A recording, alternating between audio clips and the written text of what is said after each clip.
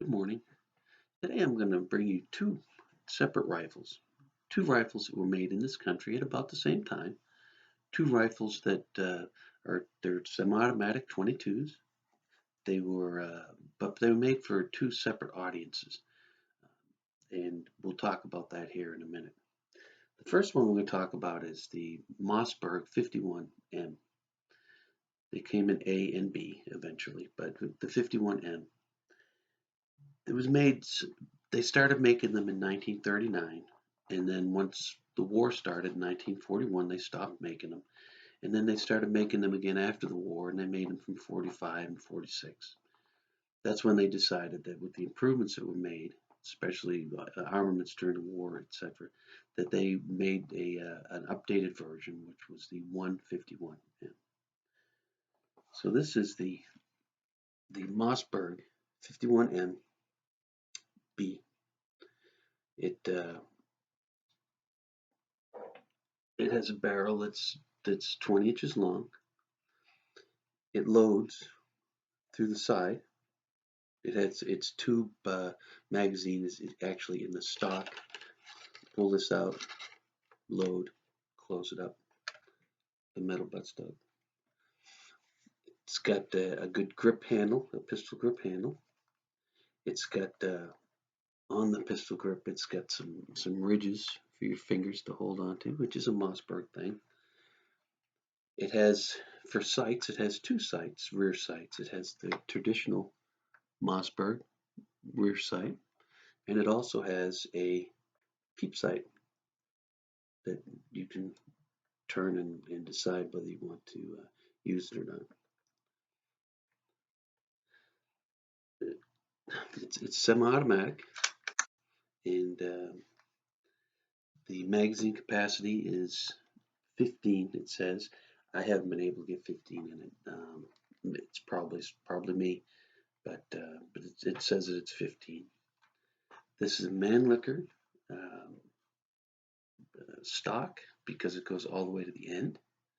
When I saw this in the store, I thought somebody must have cut some of it off. I asked the guy, "Hey, how much did they cut off this thing?" And of course, he knew nothing about it, so he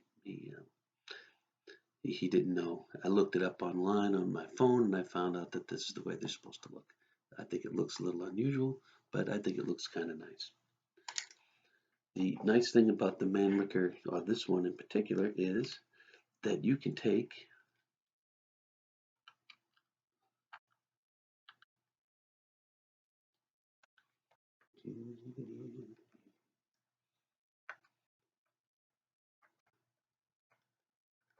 Guess I should have done better on this.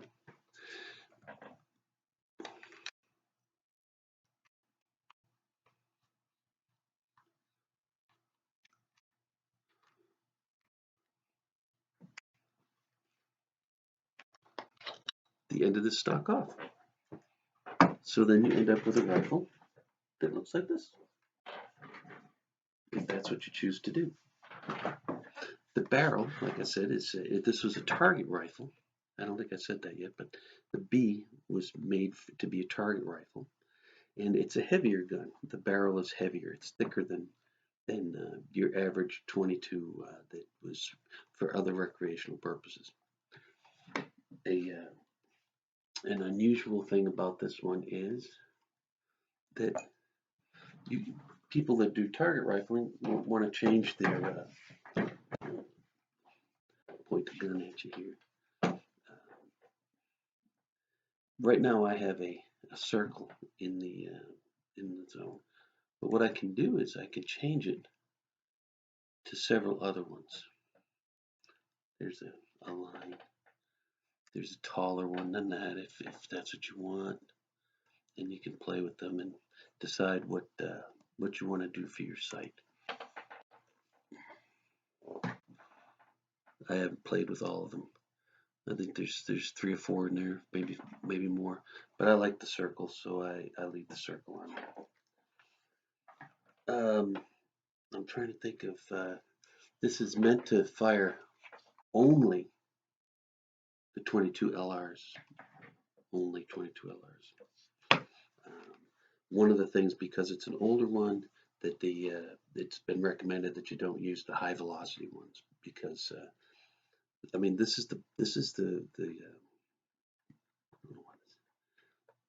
I mean this is the end of the bolt here, and I don't know if you can see, but that's all that's holding it on is this little thing you push this one forward and bolt comes out, and it's not really that sturdy, and they recommend that you don't shoot the high powered stuff through here because of that fact that it's it may blow back in your face. So the safety, there's only one safety, and that's it. You push the bolt back a ways to where it says safety, and you push it in, and it keeps the safety. The one thing I don't like about it is that there's no way to hold your bolt back so you can go and look inside the chamber. You have to do that manually. I bought this gun for about $100. It had a sign on it that said it was broken, so that I looked at as a challenge to me. And I found that what it was, there was a trigger, not a trigger spring, but there's a spring that that holds the sear, and it was missing. So the trigger would just turn and nothing would happen. Took me $10 to put the new spring on it, and I got myself a nice gun. I don't know if there's anything else to say about it. It was made in Connecticut. A lot of guns were made in Connecticut back then. Mossberg had it there, and Savage was in Connecticut, and there was a bunch of different gun companies that were in Connecticut. I'm not sure they're still there in Connecticut. Trying to think. The sight itself has a knob for elevation, and it has a knob down here for windage, and that's how you. There's really no way to change the front sight back and forth, so you have to change it from the back sight. So that's gun number one. Gun number two. This is a Savage 187. Sorry, Parkinson's. It's a Savage 187. It's also called a Savage Springfield 187. Springfield Armory had nothing to do with the manufacture of this gun. It was just a model number, so you'd say it was a Savage Springfield model, so forth. They also sometimes put Stevens on it. There was another gun company named Stevens that was making these, and Savage ended up buying up Stevens, but that's a whole nother story. This gun was made for purely recreational hunting, recreational whatever. It wasn't dedicated towards target shooting like the other one. This was made in the 1930s. They said it was made where this particular model, the 187R, was made between 1930 and 1939.